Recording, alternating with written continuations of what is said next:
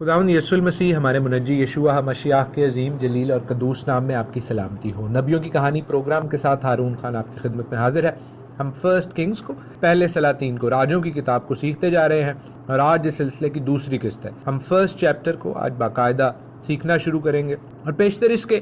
کہ اس چیپٹر کو میں شروع کروں، میں آپ کو بتاتا چلوں ہم سبھوں نے، یہ ایٹ لیسٹ ہم میں سے بہت سے لوگوں نے اسکول میں کچھ ایسے دن گزارے ہوں گے جب ہمیں بڑی مشکل لگتی ہوگی کہ ہم جاگتے رہیں، وگرنہ نیند کا غلبہ جو ہے وہ آ جاتا ہے، اور خاص طور پر یہ اس وقت ہوتا تھا جب ہم اپنی تاریخ کے، ہسٹری کے جو ہے وہ بورنگ لیسن سن رہے ہوتے تھے، خاص طور پر جس وقت جو مردہ لوگ ہیں ان کے ناموں کا ذکر کیا جا رہا تھا، ان کی جو تاریخ پیدائش، تاریخ وفات، کتنی دیر انہوں نے سلطنت کی، اس طرح کی چیزیں جب بولی جاتی تھیں تو ایٹ لیسٹ میں آپ سے بڑے واضح طور پر اس چیز کا اعتراف کروں گا کہ مجھے بڑا مشکل لگتا تھا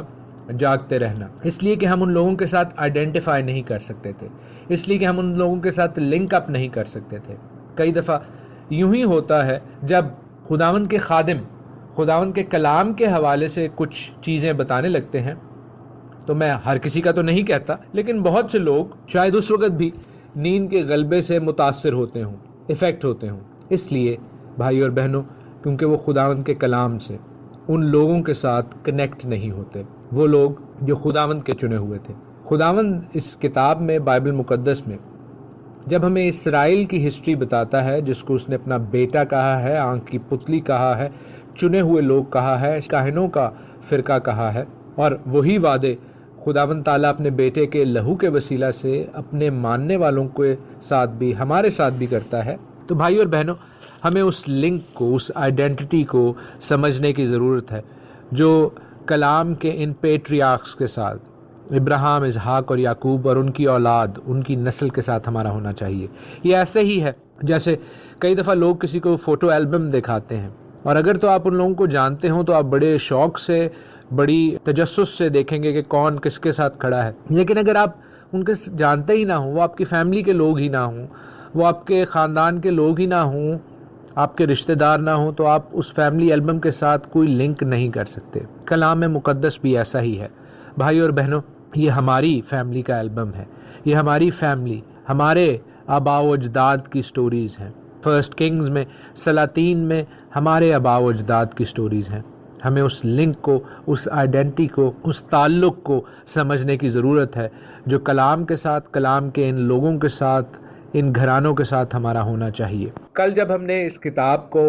تعارفی پروگرام کے وسیلہ سے سیکھنا شروع کیا تھا، تو میں نے آپ کو بتایا تھا کہ جو پہلا حصہ ہے اس کتاب کا، فرسٹ کنگز کا، سلاطین کا، وہ سلیمان پر مشتمل ہے، بادشاہ سلیمان۔ اور آج جو پہلا چیپٹر ہے، پہلا باب ہے، وہ سلیمان کی کورونیشن، اس کی تاج پوشی کے حوالے سے ہے۔ جب ہم پہلا چیپٹر پڑھتے ہیں، اور میری آپ سے درخواست ہوگی کہ آپ اس کو پڑھیے تاکہ آپ کو اس بائبل سٹڈی کا، اس خداوند کے کلام پر تشریح اور روشنی ڈالنے کے پروگرام نبیوں کی کہانی کا لطف آئے، آپ اس سے بلیسنگ پائیں، کیونکہ کلام کو پڑھنے کے بعد اور اس پروگرام کو سننے کے بعد آپ کو اس حصے کی اور اچھے طور پر سمجھ آئے گی۔ اس کلام کو میں آپ کو یہ ضرور بتاتا چلوں کہ ادونیہ جو تھا، اس نے بادشاہت کے خلاف آؤٹ رائٹ بغاوت، ریبیلین نہیں کی تھی۔ اور دوسری بات یہ ہے کہ اگر ادونیہ ان ایکسپیکٹڈلی، نہ چاہتے ہوئے بھی، یہ بڑی ضیافت نہ کرتا کہ میں شاید بادشاہ بننے والا ہوں، تو شاید داؤد کو بھی یہ ہوش نہ آتی کہ اس نے اپنا ایک سکسیسر، اس نے اپنا ایک ولی عہد مقرر کرنا ہے، جو کہ سلیمان بادشاہ تھا۔ ایک اور بات بھی جو یہاں پر میں واضح کرتا جاؤں، کل ایک بھائی نے سوال کیا، اس سوال کے جواب میں میں نے سوچا کہ سب لوگ جو ہیں، سب سامعین جو ہیں، وہ اس سے برکت پائیں۔ بھائی کا سوال یہ تھا کہ سیموئیل کی کتاب ختم ہونے کے ساتھ ہی سلاطین شروع ہو گئی ہے، تو یہ آپ نے بتایا تھا تسلسل میں ہے، آخری ابواب میں تو کچھ اور ہو رہا تھا سیکنڈ سیموئیل کے۔ تو میں یہ بتاتا چلوں یہاں پر کہ جس وقت میں نے وہ ابواب سکھائے اور سمجھائے تھے، اس وقت بھی میں نے یہ بتایا تھا کہ لاسٹ 4 چیپٹرز، 21 سے 24 ایکچولی، جو چیپٹرز ہیں 21 to 24، وہ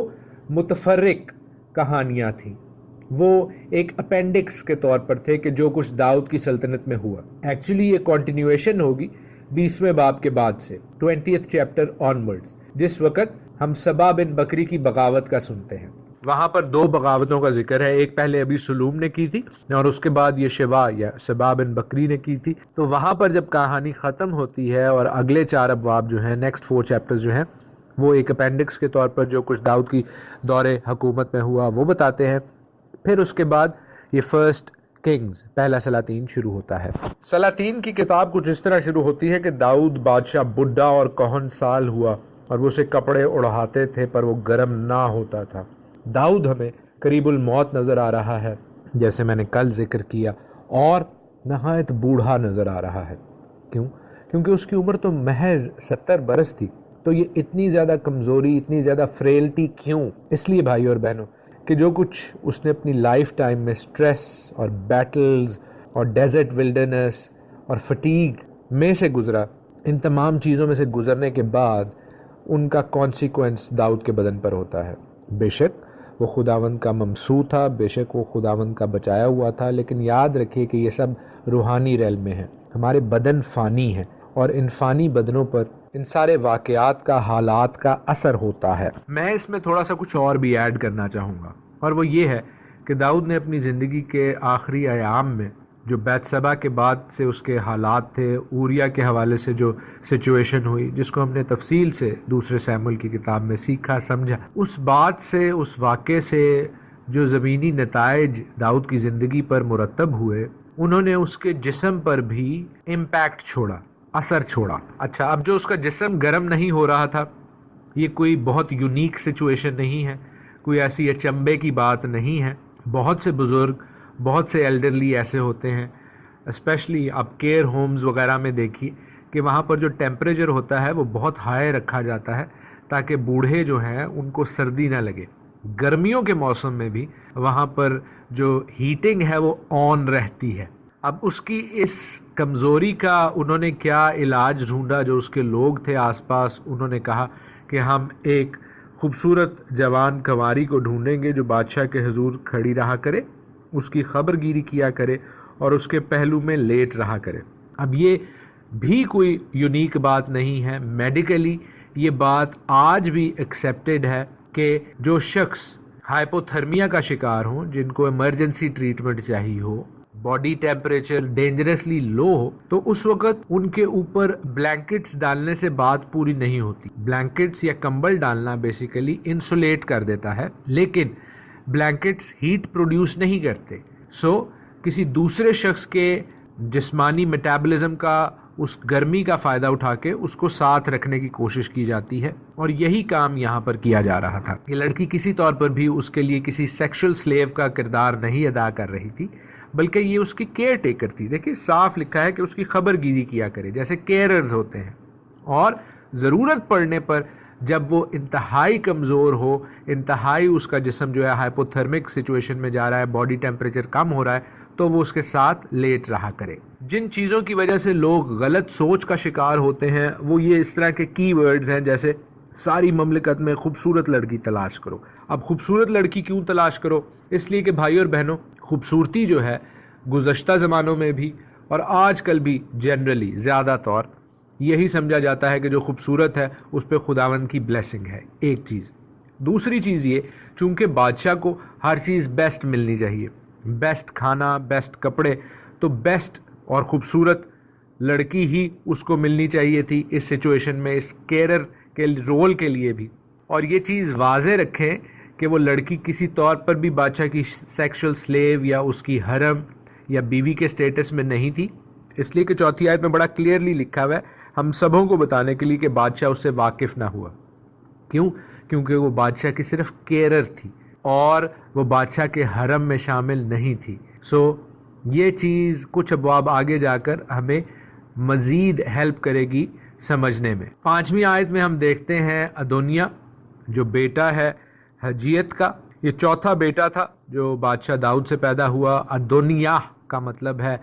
میرا خدا یاہ ہے، میرا خدا یہوہ ہے۔ یا جو ہے وہ یہوہ کی شارٹ اینڈ فارم ہے۔ ہم اس کا حوالہ زبور 68 میں دیکھتے ہیں۔ ادونیہ چوتھا بیٹا ہے،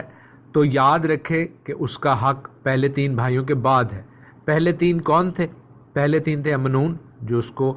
ابی سلوم نے مار دیا تھا، پھر ابی سلوم جس کو दाऊद के वफादार सिपा सालार जोआब ने मार दिया था।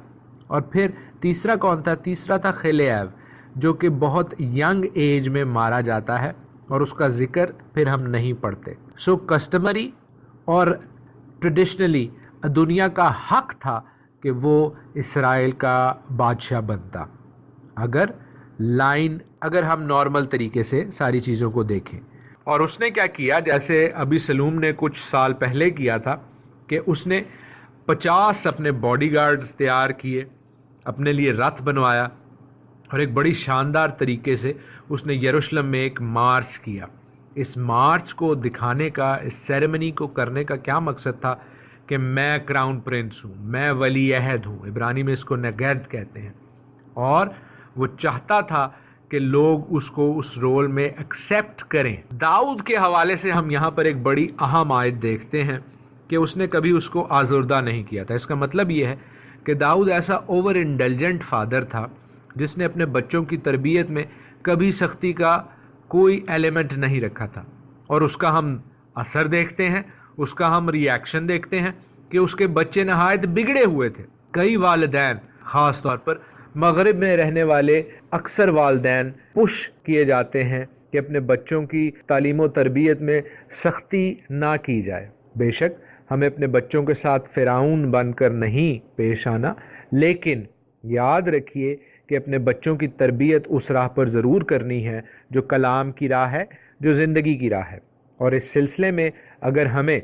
छड़ी का इस्तेमाल करना पड़े तो हमें उससे तादीब नहीं करनी चाहिए, उससे हटना नहीं चाहिए। लेकिन यहाँ पर हमें दाऊद ऐसे बादशाह के तौर पर नज़र आता है, ऐसे बाप के तौर पर नज़र आता है जिसने अपने बच्चों की परवरिश में, उनकी तरबियत में सख्ती का अंसर नहीं रखा। और हम देखते हैं कि उसके बच्चे तरबियत के हवाले से, ट्रेनिंग के हवाले से, इज़्ज़त बेइज़्ज़ती के हवाले से उसके कंट्रोल से बाहर हैं। दुनिया के हवाले से जो ये लफ्ज़ यहाँ पर इस्तेमाल हुआ है कि वो खूबसूरत था, जैसे कुछ आयात पहले अबीशाग के हवाले से, शूनमीत अबीशाग के हवाले से इस्तेमाल हुआ था कि वो खूबसूरत है, तो वहाँ पे भी मैंने आपको बताया कि वो खूबसूरत थी इसलिए महल में लाई गई। तो यहाँ पर दुनिया भी खूबसूरत था, तो एक्सपेक्ट ये किया जाता था, माना यह जाता था कि ये भी बादशाह के रोल के लिए ठीक होगा। इब्रानी के हवाले से इस टर्म को बता दूं जो 5वीं आयत में लिखी है, जो दुनिया कहता है कि मैं बादशाह हूँगा। ये इम्पॉर्टेंट है भाई और बहनों। इब्रानी में इसे कहते हैं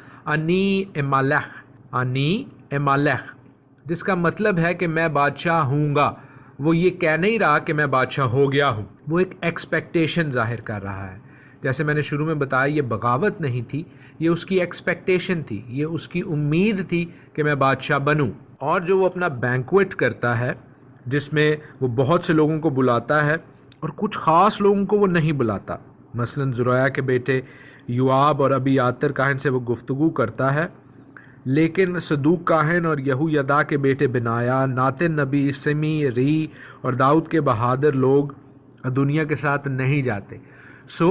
उसको ये भी इल्म था कि शायद मुझे बाईपास करके शलोमो या सुलेमान को बादशाह बना दिया जाएगा। और जो सुलेमान के हामी लोग थे उसने उनको इस ज़ियाफ़त में ना बुलाया। अब इस बैंक्वेट की, इस ज़ियाफ़त की जो जगह थी वो ऐसी जगह थी जो दाऊद के शहर से यानी सयून से, रेत्स दावीद से, उसकी फोर्ट्रेस वॉल से जो फसील की दीवार है उससे सिर्फ 300 मीटर दूरी पर है।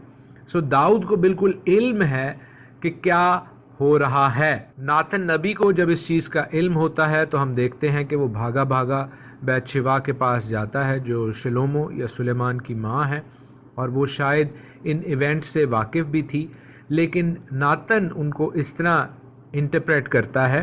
कि शायद दुनिया ने अपने आप को बादशाह बनाने का ऐलान कर दिया है, अगरचे वो सिर्फ अभी पार्टी बाजी ही कर रहा था। हम देखते हैं नातन ऐसा क्यों सोच रहा है, इसलिए कि उस पार्टी में हाई प्रीस्ट अवियातर मौजूद था जो उसको अनॉइंट कर सकता था, और ये पानी के पास हो रही थी जहाँ पर उसको गुस्ल दिया जा सकता था, जिसे हम बपतिस्मा कहते हैं।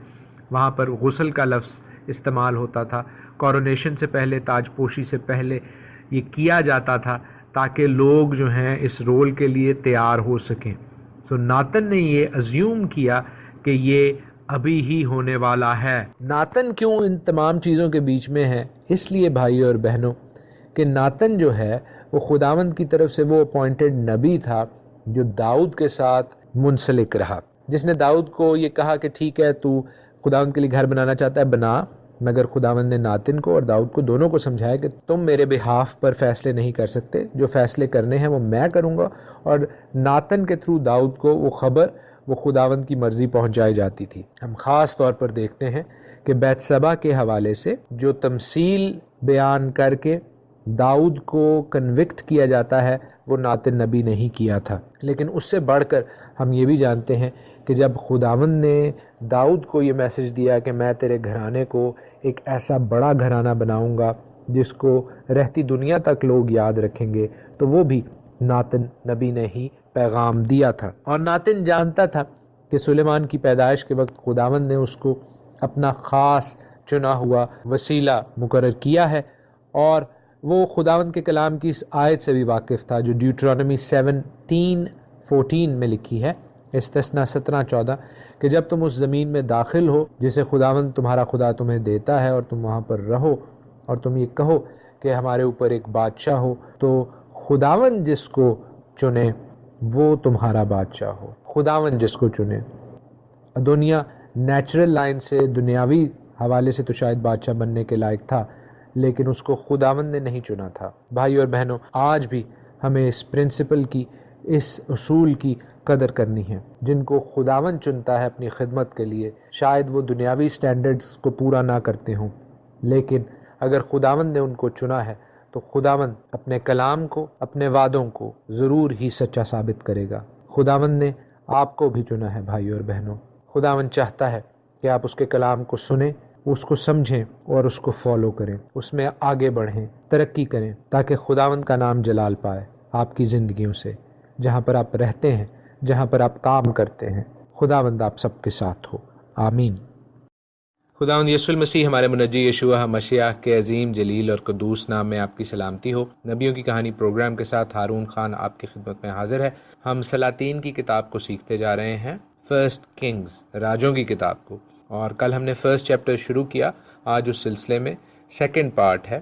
اور ہم خداوند کے کلام سے سیکھتے جا رہے تھے جو مسکنسیپشنز، جو غلط فہمیاں کئی صدیوں سے ہمارے ذہنوں میں چلی آ رہی ہیں۔ کئی بہنوں اور بھائیوں نے کل اس بات کی گواہی دی کہ وہ ان کی زندگیوں سے کلیئر ہوئیں، اور ہم خداوند کو سارا جلال دیتے ہیں اس بات کے لیے۔ اسی طرح ہم خداوند کے کلام میں بڑھتے جائیں گے، اور آج بھی ہم خداوند کے کلام سے برکت پائیں گے۔ کل ہم نے دیکھا کہ کس طرح ناتن نبی جو ہے، نیتھن the prophet، وہ کس طرح آ کر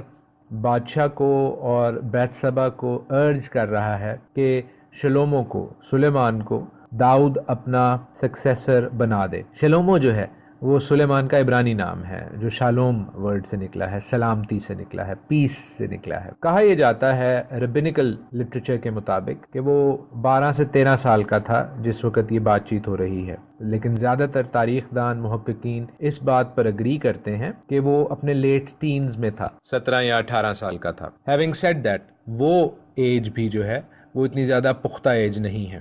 وہ داؤد کے جو بیٹے زندہ تھے ان میں سب سے چھوٹا تھا۔ جس طرح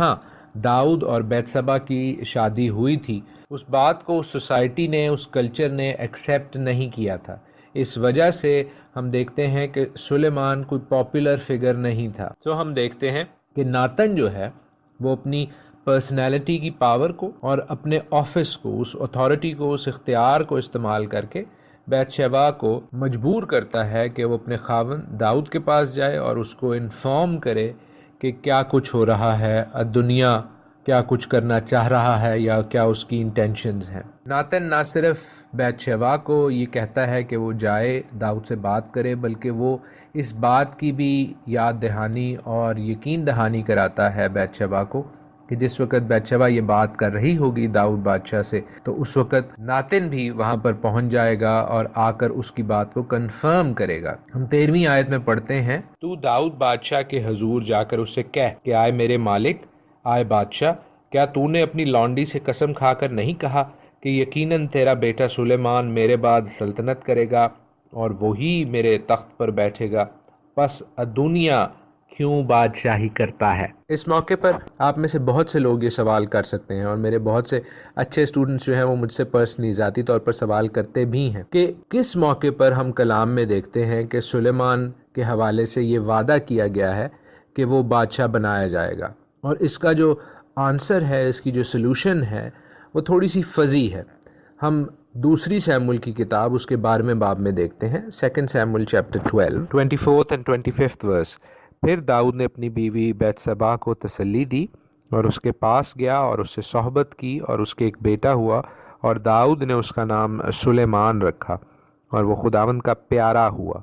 اور اس نے یعنی یہوہ نے ناتن نبی کی معرفت پیغام بھیجا، سو اس نے اس کا نام خداوند کی خاطر یدیدیا رکھا۔ ان آیات سے ہمیں تھوڑا سا آئیڈیا ہوتا ہے کہ سلیمان کا، شلومو کا ایک اسپیشل ڈیوائن سٹیٹس تھا، کیونکہ اسے خداوند نے ایک اسپیشل نام بخشا تھا۔ اور جو لوگ میرے ساتھ پہلے سے اسٹڈی کرتے آ رہے ہیں وہ اس حقیقت سے واقف ہیں، جو میں انہیں پہلے کئی دفعہ بتا چکا ہوں، کہ عبرانی میں نام کو شیم کہتے ہیں۔ شیم کے معنی صرف نام تک محدود نہیں رہتے، بلکہ یہ اختیار کو بھی ظاہر کرتا ہے۔ پھر ہم تھوڑی اور تحقیق اور تفتیش کریں تو 1 کرونیکلز 22:7-10 میں، پہلی تواریخ اس کے 22ویں باب 7 سے 10 آیت میں ہمیں کچھ اور کلوز ملتے ہیں۔ لکھا ہے وہاں پر کہ داؤد نے اپنے بیٹے سلیمان سے کہا، یہ تو خود میرے دل میں تھا کہ خداوند اپنے خدا کے نام کے لیے گھر بناؤں، لیکن خداوند کا کلام مجھے پہنچا کہ تو نے بہت خون ریزی کی ہے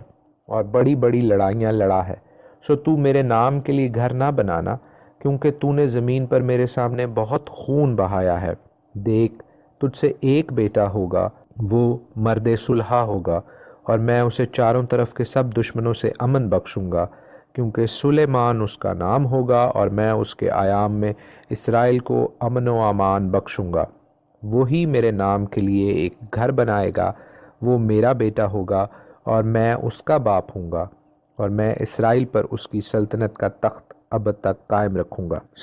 جب یہ میسج داؤد کے پاس آیا ہوگا تو ہم جانتے ہیں کہ وہ میسج لانے والا، وہ پیغام رساں جو ہے، وہ ناتن نبی کے سوا اور کوئی نہیں تھا۔ اس حوالے سے جب دنیا بادشاہی کے لیے اپنا کلیم سٹیک پر رکھتا ہے تو ہم دیکھتے ہیں کہ کس طرح ناتن نبی فوراً بیت سبا کو انوالو کرتا ہے، بادشاہ کو یہ خداوند کا وعدہ یاد دلاتا ہے کہ سلیمان نے بادشاہی کرنی ہے، آئے بادشاہ داؤد تیرے بعد۔ داؤد کی جو ہیلتھ سچویشن ہے، اس کی جو صحت یا خرابی صحت ہے، جس کی وجہ سے ہمیں اس کی ایمیننٹ ڈیتھ نظر آ رہی ہے کہ وہ جلد شاید سین سے آؤٹ ہو جائے گا، ایک لاجیکل سلوشن یہی تھی دنیا کی طرف سے کہ وہ بادشاہی پر اپنا سٹیک، اپنا اختیار بتائے۔ یہ ایک ٹریڈیشنل ایسپیکٹ ہے، یہ ایک روایتی چیز بھی ہے۔ اور پھر کل ہم نے دیکھا اور پڑھا خدا ان کے کلام میں سے کہ داؤد اپنے بیٹوں کو کچھ نہیں کہتا تھا، کچھ کہہ کر ان کو آزردہ نہیں کرتا تھا، اور داؤد کی اب جو سچویشن ہو گئی ہے اس کی ڈے ٹو ڈے مینٹیننس یا سروائیول چل رہی ہے۔ ایسی صورتحال میں جہاں داؤد پہلے ہی حکومت کے کاموں کاجوں سے اپنے آپ کو فارغ کیے بیٹھا ہے، ناتن کا چیزوں کو کنٹرول میں لینا خداوند کے وعدے اور خداوند کی مرضی کے بغیر نہیں تھا۔ اور کہتے ہیں کہ بیویاں اپنے شوہروں کو بہت اچھے طور پر جانتی ہیں۔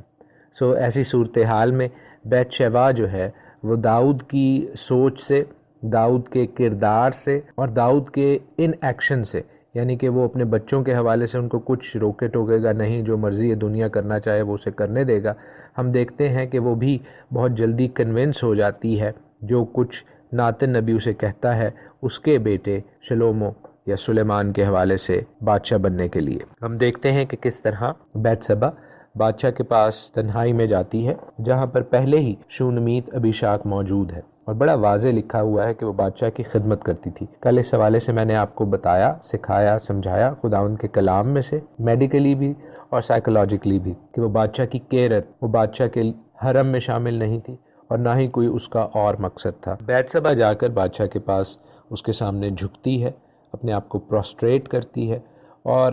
یہ اس زمانے کا کلچر ہے، یہ وہ پروٹوکول ہے جو ایک بادشاہ کا ہے، اگرچہ بیت سبا اس کی بیوی ہے، لیکن ہم دیکھتے ہیں کہ صرف وہی ایک تو اس کی خلوت میں اس کے پاس جا سکتی تھی، اس کی تنہائی میں اس کے پاس اس سے ملنے جا سکتی تھی، ناتن نہیں جا سکتا تھا، تبھی اس نے پہلے بیت سبا کو کہا کہ وہ جائے، اور جو اس نے جھک کر بادشاہ کو سجدہ کیا، دیٹ آلسو شوز، یہ چیز واضح طور پر بتاتا ہے کہ بادشاہ سمجھ گیا کہ بیتسبا کچھ مانگنا چاہ رہی ہے۔ تبھی بادشاہ اس سے کہتا ہے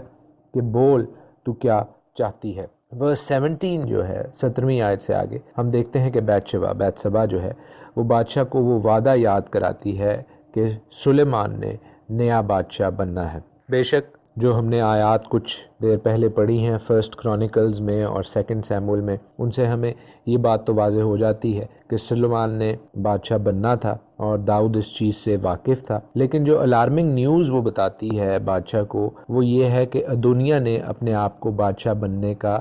اعلان کر دیا ہے، اور یہ بھی کہ اویاتر سردار کاہن اس کے پاس ہے، یوآب جو داؤد کا ملٹری کمانڈر تھا وہ بھی اس کے پاس جا چکا ہے، اور انہوں نے داؤد کے مرنے کا انتظار بھی نہیں کیا۔ یہاں پر جو نام لیے جا رہے ہیں وہ اس لیے لیے جا رہے ہیں تاکہ داؤد کو اندازہ ہو سکے کہ کیسے کیسے لوگ اس کے کلوز سرکل میں تھے جو اب ادونیہ کے ساتھ مل گئے ہیں، اور ادونیہ نے بادشاہ کی مرضی کے برخلاف یا بادشاہ کی مرضی کو جانے یا نہ جانے بغیر اپنی بادشاہت کا کلیم کر دیا ہے۔ 20ویں آیت میں ہم پڑھتے ہیں کہ وہ کہتی ہے، میرے مالک سارے اسرائیل کی نگاہ تجھ پر ہے تاکہ تو ان کو بتائے کہ میرے مالک بادشاہ کے تخت پر کون اس کے بعد بیٹھے گا۔ اس لیے کہ وہ یہ تو اسے کہہ رہی ہے کہ ٹھیک ہے مجھے پتا ہے، شاید ناتن کو پتا ہے اور کچھ کلوز لوگوں کو پتا ہے کہ سلیمان نے بادشاہ بننا ہے نیکسٹ، لیکن سارے اسرائیل کو بتا، ایک پبلک اناؤنسمنٹ کر کہ سلیمان نیکسٹ کنگ ہوگا۔ اور جیسا میں نے آپ کو کل بتایا اور سکھایا خداوند کے کلام میں سے کہ دنیا جو ہے وہ بادشاہ نہیں بن رہا تھا، وہ صرف اپنا کلیم جتا رہا تھا۔ یہ ناتن کا خیال تھا کہ شاید اس نے بادشاہت کا اعلان کر دیا ہے اور بادشاہ داؤد سے بغاوت کا اعلان کر دیا ہے، اور بیت شوا یہاں پر جو کچھ بادشاہ کو بتا رہی ہے وہ ناتن کی دی گئی انفارمیشن ہے۔ ایسی صورتحال میں داؤد جو ہے وہ تھوڑا الارمنگ ہو رہا ہے، اسکیپٹیکل ہو رہا ہے کہ یہ کیا ہو رہا ہے۔ ایسی سچویشن میں نیتن وہاں پر پہنچ جاتا ہے، ناتن نبی، اور جیسا بیت شوا نے اس سے پہلے داؤد کو چیزیں بتائیں تھیں ویسے ہی وہ ان چیزوں کو ریٹیفائی کر دیتا ہے، ان کی تصدیق کر دیتا ہے، بلکہ وہ داؤد سے ایسے سوال کرتا ہے 24ویں آیت میں کہ اے میرے مالک بادشاہ، کیا تو نے فرمایا ہے کہ میرے بعد دنیا بادشاہ ہو اور وہی میرے تخت پر بیٹھے؟ کیونکہ اس نے آج جا کر بیل اور موٹے جانور اور بھیڑیں کثرت سے ذبح کی ہیں، اور بادشاہ کے سب بیٹوں اور لشکر کے سرداروں اور ابیاتر کاہن کی دعوت کی ہے، اور دیکھ وہ اس کے حضور کھا پی رہے ہیں اور کہتے ہیں دنیا بادشاہ جیتا رہے۔ تو بیسیکلی وہ داؤد کو چیلنج کر رہا ہے کہ تو نے مجھے بتایا ہی نہیں، میں جو خداوند کی آواز، خداوند کا میسج، خداوند کا کلام تجھ تک پہنچاتا رہا ہوں، کہ تو نے خداوند کے میسج کو رد کر کے جو سلیمان کے حوالے سے تھا، جو یدیدیاہ کے حوالے سے تھا، اس کو بدل کے دنیا کو بادشاہ بنانے کا فیصلہ کر لیا ہے۔ 28ویں آیت سے آگے ہم دیکھتے ہیں کہ داؤد ہمیں بہت ارجنٹ فیصلے کرتا نظر آتا ہے، بہت کوئکلی وہ چیزیں کرتا ہے، اور وہ بیتسبا کو واپس بلاتا ہے، جو محسوس یہ ہوتا ہے کہ ناتن نبی کے آنے پر وہاں سے چلی گئی تھی، واپس بلایا جاتا ہے۔ داؤد قسم کھاتا ہے خداوند کے نام کی، خداوند کی حیات کی، کہ وہ بے شک اپنے وعدے کے مطابق اور خدا کی انسٹرکشن کے مطابق سلیمان ہی کو بادشاہ بنائے گا۔ ہم دیکھتے ہیں کہ داؤد بادشاہ صدوق کاہن کو، جو کہ دوسرا سردار کاہن تھا، بھائی اور بہنوں اس بات کے حوالے سے بھی میں آپ کو پہلے بتا چکا ہوں اور مختصراً دہرائے دیتا ہوں کہ دو سردار کاہن ہونا ایک غلط بات تھی، لیکن کہانت کا پورا نظام چونکہ ڈیکے کر رہا تھا، تنزلی کا شکار تھا، اس وجہ سے ہمیں دو سردار کاہن نظر آ رہے ہیں، ایک طرف ابیاتر اور ایک طرف صدوق۔ اگلے کچھ ابواب میں ہم دیکھیں گے کہ سلیمان اس چیز کو ٹھیک کرنے کی کوشش کرے گا، لیکن ہم یہاں پر ہارون کے جو بیٹے باقی رہ گئے تھے، اتمار اور الیعزر، ان دونوں کی لینیج سے سردار کاہن دیکھ رہے ہیں، اور وہ صرف ایک گھرانے سے ہونے چاہیے تھے۔ سلیمان کو جیہون کی طرف لے جایا جاتا ہے، اور اس کو عین راجل سے اس لیے دور رکھا گیا تاکہ ادھر جو بینکوٹ ہو رہا ہے اور ادھر جو بینکوٹ یا ضیافت ہوگی سلیمان کی تاجپوشی کے حوالے سے، ان میں کانفلکٹ نہ ہو، ان میں لڑائی نہ ہو۔ سلیمان کو اس خچر پر بٹھایا جاتا ہے جو بادشاہ کا خچر ہے، شاہی سواری ہے۔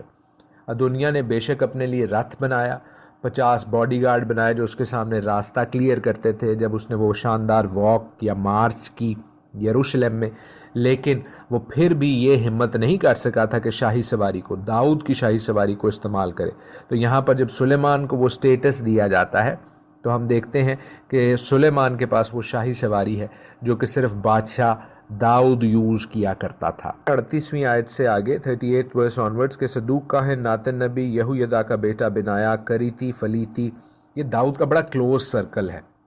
ये सुलेमान को दाऊद बादशाह के खच्चर पर सवार कराकर उसे जहून ले जाते हैं। वहाँ हम देखते हैं कि सुलेमान को मसा किया जाता है, नरसिंगा फूंका जाता है और लोग उसकी कॉरोनेशन का, बादशाही का ऐलान करते हैं। इस मौका पर सुलेमान टेक्निकली बादशाह है इसराइल का, लेकिन चूंकि दाऊद बादशाह भी ज़िंदा है तो वो एज अ किंग फादर के रोल में हमें यहाँ पर सिम्बॉलिकली नज़र आ रहा है। अब जिस वक़्त सुलेमान के हवाले से ये शोर गुआ हो रहा है, लोग बांसुरियाँ बजा रहे हैं, खुशी कर रहे हैं,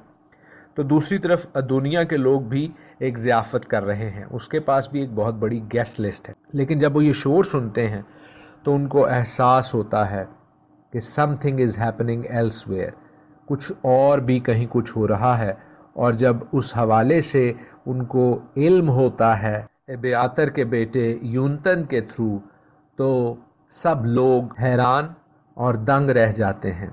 हैरानी तो एक तरफ, लेकिन दूसरी चीज़ जो अब लोगों को ख्याल आता है कि वो पावर के मरकज़ से दूसरी तरफ हैं, they are on the opposite side, सब लोग इंक्लूडिंग दुनिया। जो कोई जिस राह पर भागना चाहता है वो भागता है ताकि वो दुनिया के साथ नज़र ना आए। और वो जगह जहाँ पर कुछ देर पहले तक बहुत बड़ी ज़ियाफ़त हो रही थी, कुछ ही देर में एक सुनसान वीरान जगह का मंजर बयान करने लगती है। बादशाह दाऊद को हम देखते हैं 46 वर्स ऑनवर्ड्स कि वो अपने बिस्तर पर ही अपने आप को खुदावंद के हजूर झुकाता है और खुदावंद का शुक्रिया अदा करता है, सब जलाल खुदावंद को देता है। भाई और बहनों, ये मेरे और आपके लिए भी एक सबक है। खुदावंद यसुल मसीह यशुआ मसीह के फॉलोअर्स होते हुए हमें